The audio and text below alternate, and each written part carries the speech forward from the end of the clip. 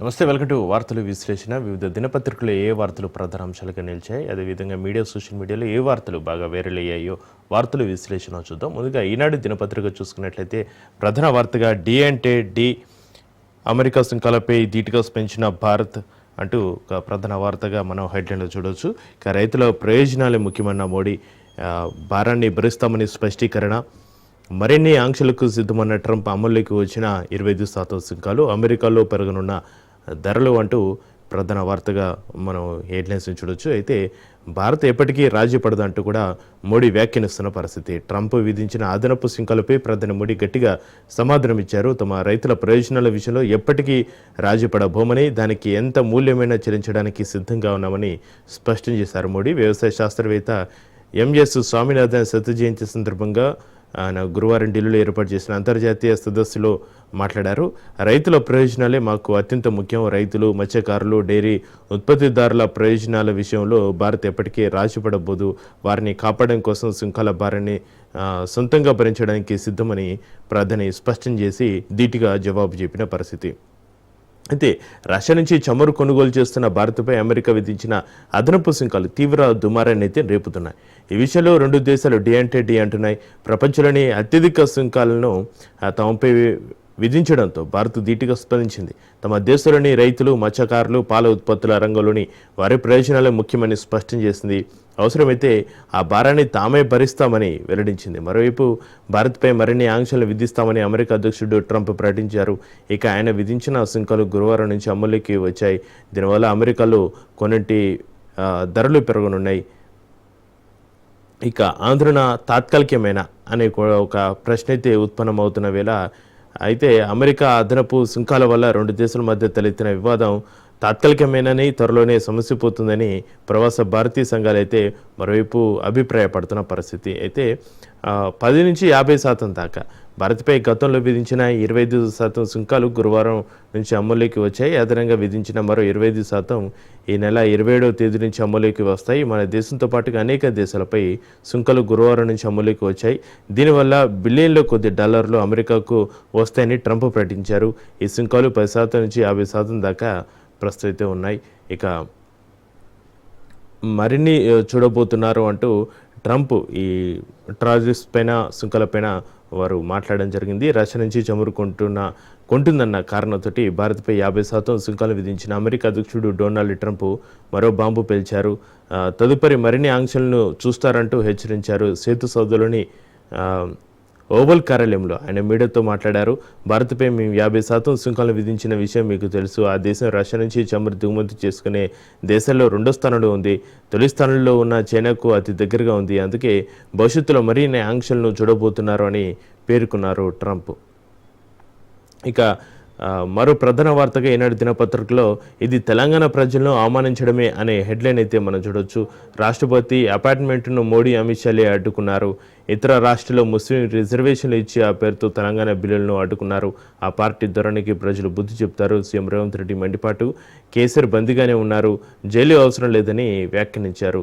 దానికి సంబంధించిన రేవంత్ రెడ్డి వ్యాఖ్యలను హెడ్లైన్లో తీసుకోవడం జరిగింది. బీసీ రిజర్వేషన్ల కోసం పోరాడుతున్న తమకు రాష్ట్రపతి అపార్ట్మెంట్ రాకుండా ప్రధాని మోడీ, హోంమంత్రి అమిత్ షాలు అడ్డుకుంటున్నారని సీఎం రేవంత్ రెడ్డి ఆరోపించారు. ఇది తెలంగాణ ప్రయోజనాలను అవమానించడమే అన్నారు. బీసీల 42% రిజర్వేషన్ల పెంపై బుధవారం జంతర్ మంతర్లో ధర్నా చేపట్టిన ఆయన రాష్ట్రపతి అపార్ట్మెంటు కోసం గురువారం సాయంత్రం వరకు ఎదురు చూశారు. రాకపోవడంతో సీఎం ఇక్కడి తన నివాసంలో విలేకరులతోటి మాట్లాడిన పరిస్థితి. ఇక ఇండియా కూటమి నేతలకు ఢిల్లీలోని తన నివాసంలో రాహుల్ గాంధీ ఇచ్చిన విందుకు హాజరైన సందర్భంగా ఆయనకు పుష్పగుచ్చం అందించే కరచాలనం చేస్తున్న సీఎం రేవంత్ రెడ్డి. చిత్రంలో కర్ణాటక ముఖ్యమంత్రి సిద్ధరామయ్య. ప్రత్యామ్నాయాలపై సర్కారు దృష్టి అంటూ మరో ప్రధాన వార్తగా హెడ్లైన్ని మనం చూడొచ్చు. ఎట్టి పరిస్థితుల్లో పంచాయతీ ఎన్నికలు నిర్వహించాలని కాంగ్రెస్ యోజన. అయితే స్థానిక సంస్థల ఎన్నికల్లో బీసీలకు 42% రిజర్వేషన్లు కల్పిస్తూ చేసిన బిల్లుకు రాష్ట్రపతి ఆమోదం లభించే అవకాశాలు లేకపోవడంతో ప్రత్యామ్నాయాలపై రాష్ట్ర ప్రభుత్వం దృష్టి సారించినట్లుగా తెలుస్తుంది. ఇక ఢిల్లీలో ధర్నా చేసిన ఆశించిన ఫలితం రాకపోవడం, రాష్ట్రపతి అపాయింట్మెంట్ దక్కకపోవడం, మరోవైపు హైకోర్టు ఆదేశాల మేరకు సెప్టెంబరు ఆఖరులోకి ఎన్నికలు నిర్వహించాల్సి ఉండడంతో తన ముందున్న మార్గాలను ప్రభుత్వం పరిశీలిస్తున్నట్లుగా తెలిసింది. ఎన్నికలు నిర్వహించకపోతే కేంద్రం నుంచి పంచాయతీలకు నిధులు ఆగిపోతాయని, ఎట్టి పరిస్థితుల్లో నిర్వహించాల్సిందేనన్న ఏకాభిప్రాయంతో ప్రభుత్వం ఉన్నట్లుగా తెలుస్తుంది. అయితే త్వరలో కాంగ్రెస్ రాజకీయ సలహా కమిటీ సమావేశం నిర్వహించి స్థానిక సంస్థల ఎన్నికలపై చర్చించి జీవో ద్వారా రిజర్వేషన్లు కల్పిస్తే బాగుంటుందని కూడా ప్రభుత్వం ఆలోచన చేస్తున్నట్టుగా తెలుస్తుంది. ఇక 91.52 లక్షల ఎకరాల్లో పంటల సాగు, మొత్తం విస్తీర్ణంలో 69%, 30.15 లక్షల ఎకరాల్లో వరి నాట్లు అన్నటువంటి ఒక హెడ్లైన్ని మనం చూడొచ్చు ప్రధాన వార్తగా. ఇక మీ పదవి సంగతి చూసుకోండి. ముఖ్యమంత్రి రేవంత్ రెడ్డిపై కేంద్ర మంత్రి కిషన్ రెడ్డి ధ్వజం. మోడీని గద్దె దించడం మీ వల్ల కాదు అన్నట్టు కిషన్ రెడ్డి నిన్న వ్యాఖ్యానించడం జరిగింది. దానికి సంబంధించిన హెడ్లైన్ని ఈనాడు దినపత్రికలో ప్రధాన వార్తగా తీసుకోవడం జరిగింది. మోడీని గద్దె దించుతా, రాహుల్ను ప్రధాని చేస్తానని ముఖ్యమంత్రి రేవంత్ రెడ్డి పెద్ద పెద్ద మాటలు మాట్లాడుతున్నారు. మోడీని గద్దె దించడం కాదు, ముందు మీ పదవి ఉంటుందో లేదో చూసుకోండి అని కేంద్ర మంత్రి కిషన్ రెడ్డి ఘాటు వ్యాఖ్యలు చేశారు. ఆయన గురువారం ఇక్కడ తన నివాసంలో విలేకరులతోటి మాట్లాడిన పరిస్థితి. కాంగ్రెస్ అధికారంలో ఉన్న 3 రాష్ట్రాల్లో ఏ ఒక్క దాంట్లో ఆ పార్టీ మళ్ళీ గెలిచిన రాహుల్ గాంధీ చెప్పినట్లు చేసేందుకు నేను సిద్ధం. అలాంటి పార్టీ నాయకులు మోడీకి సవాల్ విసిరడం అంటే సూర్యుడిపై ఉమ్మేసినట్లే. రాహుల్ ఆలోచనలను అడ్డుకునే వారికి మరణ శాసనం రాస్తామని రేవంత్ రెడ్డి అంటున్నారు. తెలంగాణ ప్రజలు ఇప్పటికే కాంగ్రెస్కు మరణ శాసనం రాశారంటూ కిషన్ రెడ్డి నిన్న ఘాటు వ్యాఖ్యలు చేసినటువంటి పరిస్థితి. ఇక గంటలోనే కుండపోత. మల్కాజ్గిరి సర్కిల్ పరిధిలో వెంకటాద్రి నగర్లో, మణికొండ లక్ష్మీనగర్లో సెల్లార్లోకి చేరిన వరద అంటూ వివిధ ప్రాంతాల్లోని నిన్న వర్షానికి నీట మునిగిపోయిన కాలనీలను వివిధ ప్రాంతాలను ఈనాడు దినపత్రికలో చూపించడం జరిగింది. యాదాద్రి భువనగిరి జిల్లా ఆత్మకూరులో 14.8 సెంటీమీటర్లు, రంగారెడ్డి జిల్లా కాజగూడలో 13.15 సెంటీమీటర్లు, జీహెచ్ఎంసీ వ్యాప్తంగా ఎదురుగాలులతో వాన. అధికారులు అప్రమత్తంగా ఉండాలంటే సీఎం రేవంత్ రెడ్డి సమీక్షా సమావేశం నిర్వహించి అధికారులతోటి మాట్లాడి వారిని అలర్ట్ చేసిన పరిస్థితి. అయితే హైదరాబాద్ మహానగరంతో పాటుగా పలు జిల్లాల్లో గంట వ్యవధిలోనే కుండపోత వర్షం కురిసింది. ఎదురుగాలితో ప్రారంభమై ఆగమాగం చేసింది ఈ వర్షం. యాదాద్రి భువనగిరి జిల్లా ఆత్మకూరులో 14.8 సెంటీమీటర్ల వర్షపాతం నమోదైంది. ఇక నల్గొండ జిల్లా సౌలిగారారంలో 13.6 సెంటీమీటర్ల వర్షపాతం, రంగారెడ్డి జిల్లా షేర్లింగంపల్లి మండలం కాజాగూడలో 13.15 సెంటీమీటర్ల వర్షపాతం నమోదైంది. మహానగర పాలక సంస్థ వ్యాప్తంగా అనేక చోట్ల 5 నుంచి 11 సెంటీమీటర్ల మధ్య వర్షం కురిసింది. ప్రధాన రహదారులు ఏర్లే ప్రవహించాయి. పలు వాహనాలు వరదలో కొట్టుకుపోయిన పరిస్థితి. ఇక అమీర్పేట, ఎల్లారెడ్డిగూడలో, యూసుఫ్గూడ, కృష్ణనగర్లో వరద పొట్టెత్తింది. భుజాల లోతున నీరు ప్రవహించింది. నగర వ్యాప్తంగా పలు చెట్లు కూలిపోయినాయి. అనేక ప్రాంతాల్లో విద్యుత్ సరఫరా నిలిచిపోయింది. మణికొండలోని ఒక అపార్ట్మెంట్ గోడ రోడ్డుపై ప్రయాణిస్తున్న కారుపై పడింది. కిలోమీటర్ల మేర వాహనాలు ట్రాఫిక్లో చిక్కుకుపోయిన పరిస్థితి. ఇంకా సాయంత్రం నుంచి ఒక మోస్తరు వర్షం ప్రారంభమైన 6 గంటల నుంచి 7 గంటల మధ్య ఒక్కసారిగా ఉధృత రూపం దాల్చింది ఈ వర్షం. ఇక గంజాయి మత్తులో మెడికోలు అంటూ మరో ప్రధాన వార్తగా ఈనాడు దినపత్రికలో హెడ్లైన్ చూడొచ్చు. హైదరాబాద్ రేసాల బజార్లో విక్రేత పట్టివేత. అతడి వద్ద గంజాయి కొంటున్న 32 మంది వైద్య విద్యార్థులు. 24 మందిని పరీక్షించగా 9 మందికి పాజిటివ్ అని తేలింది. డ్రగ్స్ సేకరించినట్టుగా. ఇక వైద్య విద్యార్థులు గంజాయికి బానిసలు అవుతున్నారు. హైదరాబాద్లోని రిసాలా బజార్ కేంద్రంగా సాగుతున్న మత్తు దందాను తెలంగాణ ఈగల్ పోలీసులు ఛేదించారు. ఈ వ్యవహారంలో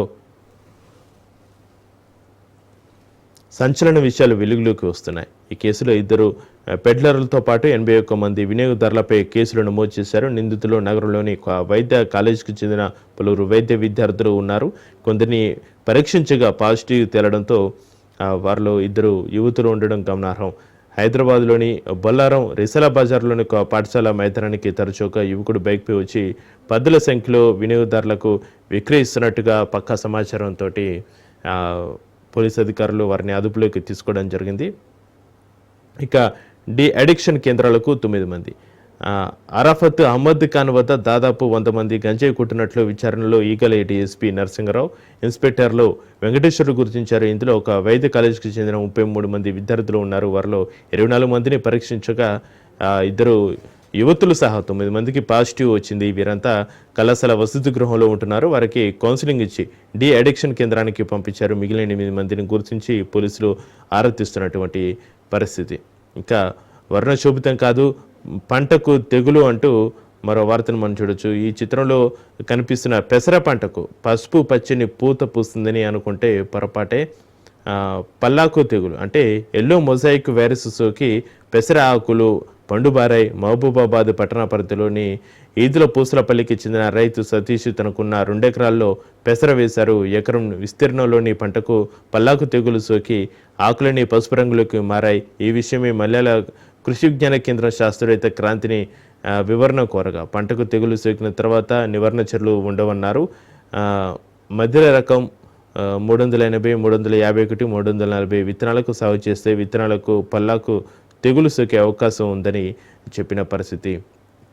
ఇక బీసీ రిజర్వేషన్లపై కాంగ్రెస్ మోసం, కేటీఆర్ విమర్శలు, పరిగి నియోజకవర్గం నుంచి పలువురు బీఆర్ఎస్లో చేరిక అంటూ మరో వార్తని ప్రధాన వార్తగా మనం చూడొచ్చు. ఇక ద్వితీయ భాషగా తెలుగు అమలుపై కార్యాచరణ ప్రణాళిక ఇవ్వండి, ప్రభుత్వానికి హైకోర్టు ఆదేశం, స్టే ఇవ్వడానికి నిరాకరణ అంటూ ఈ వార్తను కూడా ప్రధాన వార్తగా హెడ్లైన్లో మనం చూడొచ్చు. ఇక సాక్షి దినపత్రికలో ఏ వార్తలు ప్రధాన వార్తలుగా నిలిచాయో ఒకసారి సాక్షి మెయిన్ ఎడిషన్ ఒకసారి చూద్దాం.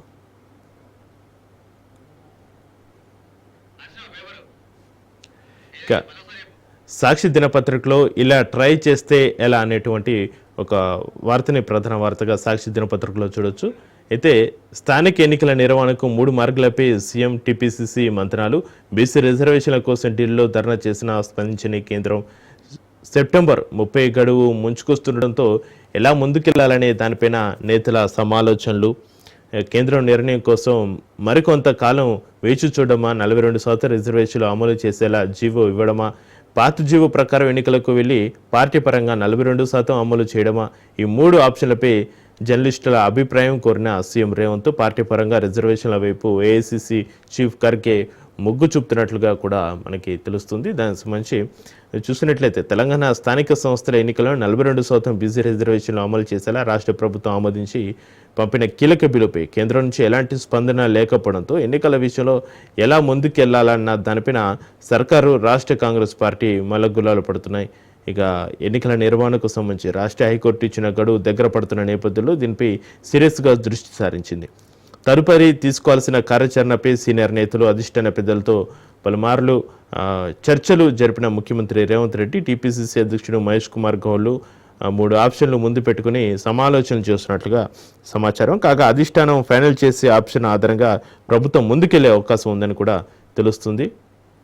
స్థానిక ఎన్నికల్లో విద్యా ఉద్యోగ అవకాశాలు బీసీలకు 42% రిజర్వేషన్ల సాధనకు బుధవారం జంతర్ మంతర్ వేదికగా కాంగ్రెస్ మహాధరణ నిర్వహించిన కేంద్రం నుంచి ఎలాంటి స్పందన అయితే రాలేదు. ఈ నేపథ్యంలో ముఖ్యమంత్రి రేవంత్ రెడ్డి, డిప్యూటీ సీఎం బట్టి విక్రమార్క, మంత్రులు పొంగులేటి శ్రీనివాసరెడ్డి, పొన్నం ప్రభాకర్, సీతక్క, కొండా సురేఖ, జూపల్లి కృష్ణారావు, వాకిటి శ్రీహరి, అడ్లూరి లక్ష్మణ్ కుమార్ ఢిల్లీలో రాష్ట్ర ప్రభుత్వ ప్రత్యేక ప్రతినిధి ఏబి జితేందర్ రెడ్డిలతో గురువారం ఇక్కడ మంత్రాలు జరిపారు. స్థానిక ఎన్నికలకు సంబంధించిన 3 మార్గాలపై వారు చర్చించినటువంటి పరిస్థితి. ఇక ఢిల్లీలో ఇండియా కూటమి విందు కార్యక్రమంలో రాహుల్ గాంధీతో సీఎం రేవంత్ రెడ్డి, మోడీ, అమిత్ షా అడ్డుకున్నారు, రాష్ట్రపతి అపాయింట్మెంట్ రాకుండా చేశారంటూ సీఎం రేవంత్ రెడ్డి నిన్న తెలిపిన పరిస్థితి. రాష్ట్రపతి మా వినతిని వింటే బీసీ కోట ఇవ్వాల్సి వస్తుందని అలా చేశారు. బీజేపీ తొలి నుంచి బీసీ వ్యతిరేక వైఖరే బీఆర్ఎస్ సెకండ్ పాత్ర పోషిస్తుందని రేవంత్ రెడ్డి ఆరోపణ. ఇక రైతు ప్రయోజనాలపై రాజీపడం, సాగు, మత్స్య, పాడి పరిశ్రమలను కాపాడుకుంటాం, అవసరమైతే భారీ మూల్యం చెల్లించడానికైనా సిద్ధం, అన్నదాతలు, మత్స్యకారులు, పాడి రైతుల సంక్షేమానికి అత్యధిక ప్రాధాన్యం ఇస్తాం తేల్చి చెప్పిన ప్రధాని నరేంద్ర మోడీ, డొనాల్డ్ ట్రంప్ హెచ్చరికలను పరోక్షంగా తిప్పికొట్టిన ప్రధాని. అమెరికా అధ్యక్షుడు డొనాల్డ్ ట్రంప్ హెచ్చరికలను ప్రధానమంత్రి నరేంద్ర మోడీ గట్టిగా తిప్పికొట్టారు.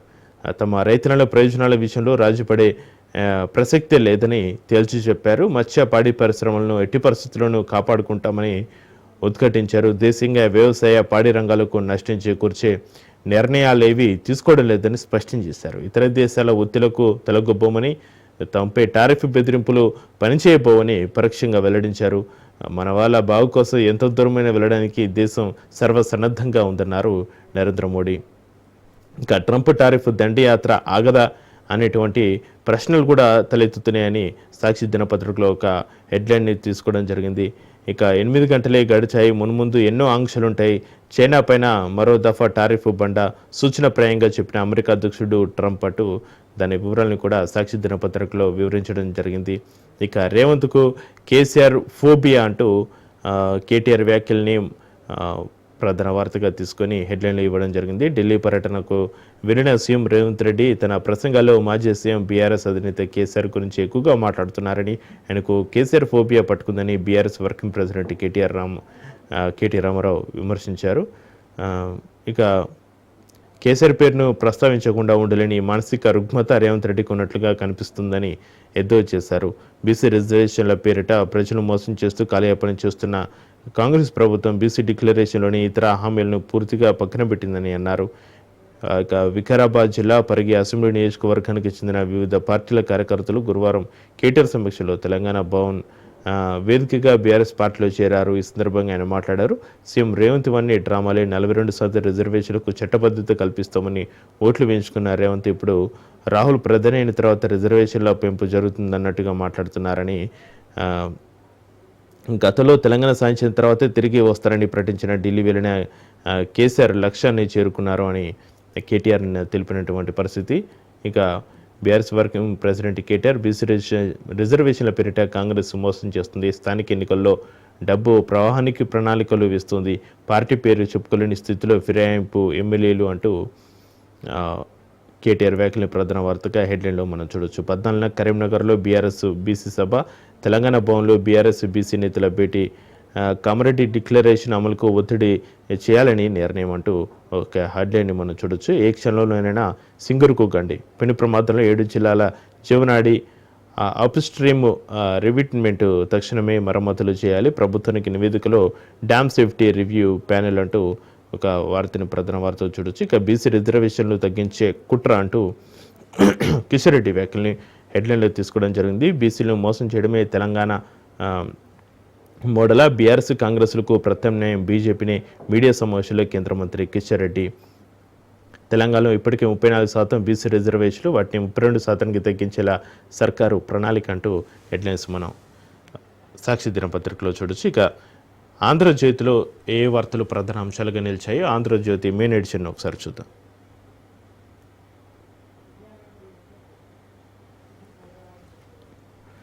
బీజేపీ బీఆర్ఎస్ఏ అడ్డు అంటూ ప్రధాన వార్తగా హెడ్లైన్లో మనం చూడొచ్చు. బీసీ రిజర్వేషన్లకు అవి వ్యతిరేకం, అపార్ట్మెంట్ ఇవ్వద్దని రాష్ట్రపతిపై మోడీ అమిత్ షా ఒత్తిడి అంటూ వార్తని మనం ప్రధాన వార్తగా చూడొచ్చు. ప్రత్యామ్నాయాలన్నీ చేశాం, రాష్ట్రపతి చొరవ తీసుకోవాలి, జీవో ఇస్తే కోర్టులో వాయిదా వేస్తే నిధులకు చిక్కు, రాజకీయ పార్టీలు 42% టికెట్లు ఇవ్వడం చివరి మార్గం, ముస్లింలను బూచిగా చూపి రిజర్వేషన్లు అడ్డుకునే కుట్ర జరుగుతుంది, చెట్టు కింద ప్లీడర్ గల్లీ లీడర్ల కిషన్ రెడ్డి వ్యాఖ్యలు, బీజేపీ మొదటి నుంచి ఓబీసీల వ్యతిరేక వైఖరి, 10 రోజుల్లో ఈడబ్ల్యూఎస్ రిజర్వేషన్లు ఇచ్చారు, ఓబీసీ రిజర్వేషన్లు అంటే మాత్రం నాంచుతున్నారు అంటూ వారు వ్యాఖ్యానించారు. జార్ఖండ్ వెళ్లినందుకే బీసీ ధర్నాకు రాహుల్ రాలేదు, మంత్రులు పీఏసీతో భేటీ తర్వాత భవిష్యత్తు కార్యాచరణ, ఢిల్లీలో మీడియా సమావేశంలో ముఖ్యమంత్రి రేవంత్ రెడ్డి మాట్లాడినటువంటి మాటల్ని ప్రధాన వార్తలుగా హెడ్లైన్లో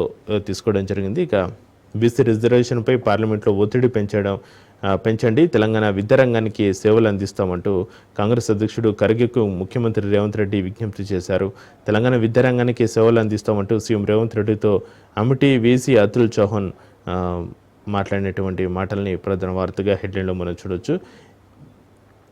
ఎర్రవల్లి చర్లపల్లి అంటూ కేసీఆర్ ప్రస్తుతం జైల్లోనే ఉన్నారు, ఫామ్ హౌస్లో తనను బంధించుకున్నారు, ఎన్నికల్లో ఓడించడమే ఆయనకు పెద్ద శిక్ష, కేసీఆర్ ఆరోగ్యం జాగ్రత్తని అధికారులకు చెప్పారు, ఫిరాయింపు తప్పని సుప్రీం తీర్పిస్తే మేము ఫేమస్, 65 మంది ఎమ్మెల్యేలు మాతో ఉంటారుగా, ఎన్నికల ప్రక్రియలో మోసాలు జరిగేది నిజం, కొడంగల్లోనే 15,000 ఓట్లు మాయం, మీడియాతో ఇష్టగుష్లో సీఎం రేవంత్ రెడ్డి ఈ వ్యాఖ్యలను అయితే చేయడం జరిగింది. ఇక రోస్టర్ అధికారం హైకోర్టు సీజేదే, ఒక జడ్జికి క్రిమినల్ కేసులు కేటాయించొద్దని ఆదేశించడం, ఆ అధికారాలు జోక్యం చేసుకోవడమే అంటూ సుప్రీంకోర్టు సీనియర్ జడ్జీలు తెలిపిన పరిస్థితి. Justice Pardiwala, justice Mahadevan bench తీర్పుపై అసంతృప్తి, అలహాబాద్ హైకోర్టు జడ్జిపై సుప్రీం ధర్మాసనం తీవ్ర వ్యాఖ్యల కేసు, సర్వోన్నత న్యాయస్థానంలో నేడు మళ్ళీ విచారణకు సుప్రీం ఆదేశాల అమలు చేయకుండా ఉండేందుకు ఫుల్ కోర్టును సమావేశపరచండి అంటూ అలహాబాద్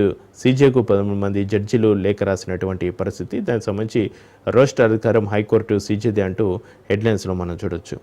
ఇంకా 2-3 నెలల్లో త్రిబుల్ పనులు 6 లైన్లుగా అప్గ్రేడ్ చేయడం వల్లే ఆలస్యం. నిర్మాణ పనులు వేగవంతం చేసేందుకు టాస్క్ ఫోర్స్ కమిటీ. మంత్రి కోమటిరెడ్డి వెంకటరెడ్డి కలెక్టర్లు ఎస్పీలకు కూడా కేటీఆర్ తిడుతున్నారు. ఇక మేము డైరీ రాస్తే 10 ఏళ్ళలో ఎన్నో పేర్లు రాయాల్సి ఉండేది. వచ్చే వారం హ్యామ్ రోడ్ల టెండర్లు మీడియాతో ఇష్టగోష్ఠిలో వెల్లడి అంటూ హెడ్లైన్స్ మనం చూడొచ్చు. రీజనల్ రింగ్ రోడ్డు తెలంగాణకు మణిహారమని 2-3 నెలల్లో పనులు ప్రారంభించాలని చిత్తశుద్ధితో ఉన్నామని రాష్ట్ర రోడ్లు భవనాల శాఖ మంత్రి కోమటిరెడ్డి వెంకటరెడ్డి తెలిపినటువంటి పరిస్థితి. ఇక పకడ్బందీగా ఓట్ల చోరీ అంటూ మరో వార్తగా ఒక హెడ్లైన్ని మనం చూడొచ్చు. ప్రధాన వార్తగా ఎన్నికల సంఘం బీజేపీ కుమ్మకి భారీగా అక్రమాలకు పాల్పడ్డాయి. 5 రకాల అవకతవకలతో మోసం. ఒక సెగ్మెంట్ను పరిశీలిస్తే 1,250,000 తప్పుడు ఓట్లు తేలాయి.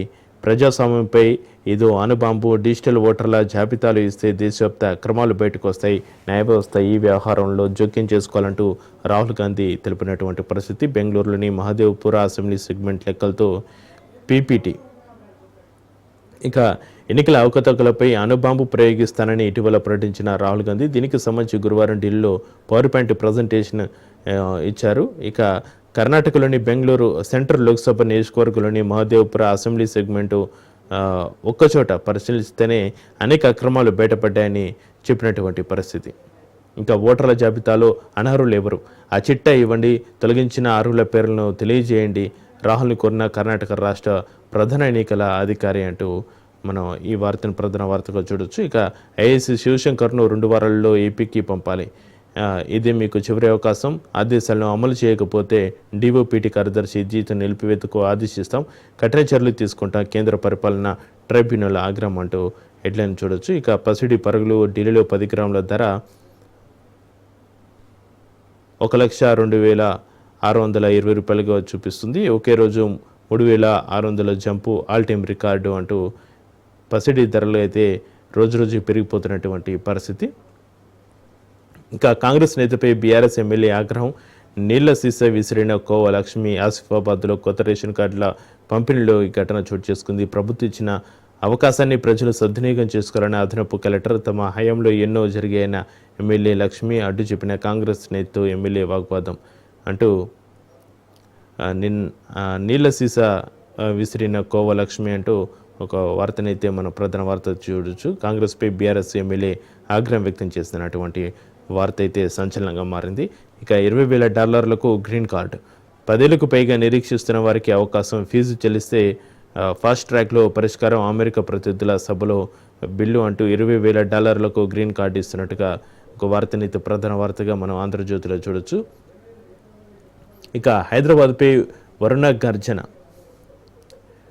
ఇక గంటన్నర పాటు దంచుకొట్టిన వాన. చెరువులను తలపించిన రహదారులు, మునిగిన కార్లు, కొట్టుకుపోయిన బైక్లు. రోడ్ల మీద 4-5 కిలోమీటర్ల మేర ట్రాఫిక్ జామ్ అయింది. కాలనీలు జలమయమయ్యాయి. ఇళ్లలోకి వరద నీరు వచ్చి చేరింది. కాచిగూడలో 13.3 సెంటీమీటర్లు, గచ్చిబౌలిలో 12.6 సెంటీమీటర్ల వర్షపాతం నమోదైంది.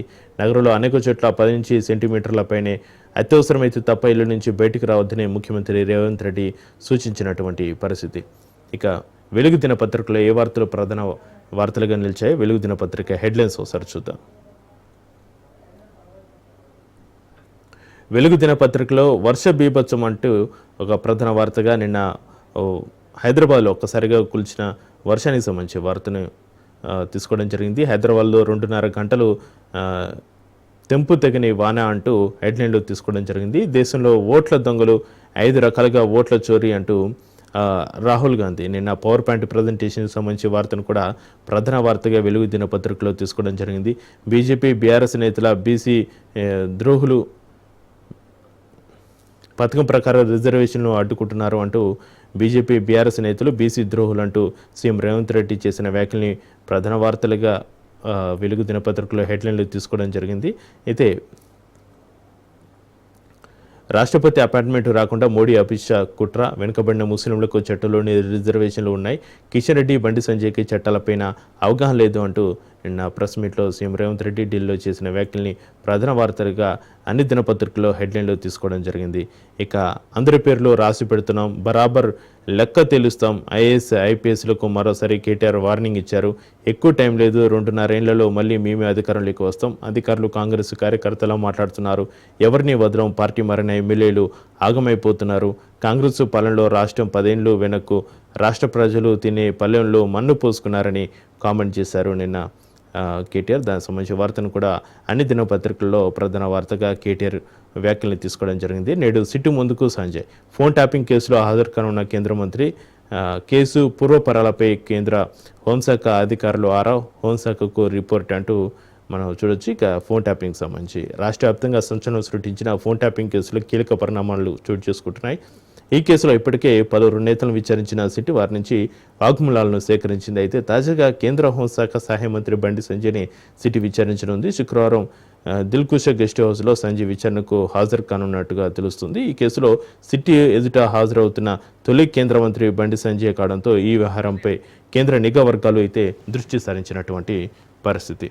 ఇంకా గంజాయి మత్తులో మెడికోలు అంటూ ఒక వార్తను కూడా అన్ని దినపత్రికల్లో ప్రధాన వార్తగా తీసుకోవడం జరిగింది. మేడ్చల్ జిల్లాలోని ఒక ప్రైవేటు మెడికల్ కాలేజ్లో ఈగల్ టీంకు చిక్కిన 12 మంది వైద్య విద్యార్థులు.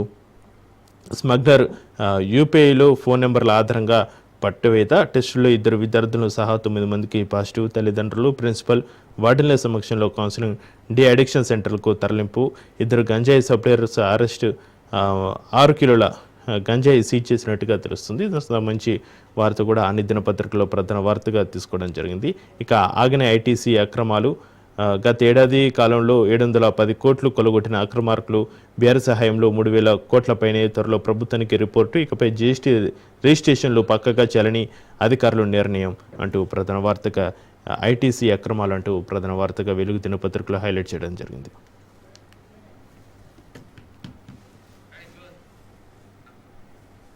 ఇది వాటి వార్తల విశ్లేషణ. చూస్తూనే ఉండండి రాష్ట్ర న్యూస్.